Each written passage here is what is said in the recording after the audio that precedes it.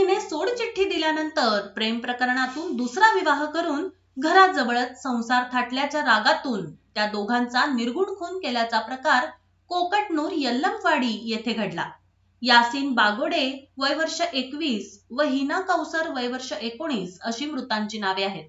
या प्रकरणी हिनाचा पहिला पती तौफिक उर्फ बालेसाहेब शौकत केडी याला अटक केली आहे।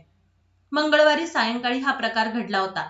पोलिसांनी दिलेली माहिती अशी की मृत हिना कौसरचा पहिला पती तौफिक केडी याच्याशी विवाह झाला होता, परंतु दोघांमध्ये वाद निर्माण झाल्यानंतर सोडचिठ्ठी झाली होती। त्यानंतर हिना कौसर हिचा प्रेम प्रकरणातून यासीन बागोडे याच्याशी दुसरा विवाह झाला होता।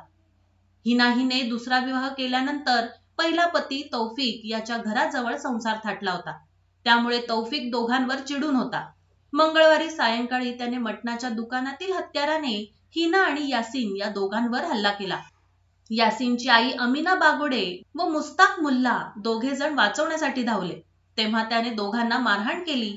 त्यामध्ये यासीन बागोडे याचे आई वडील गंभीर जखमी झाले। त्यांना मिरज येथे खासगी रुग्णालयात उपचारासाठी दाखल केले आहे। दोघांची प्रकृती सुधारत आहे।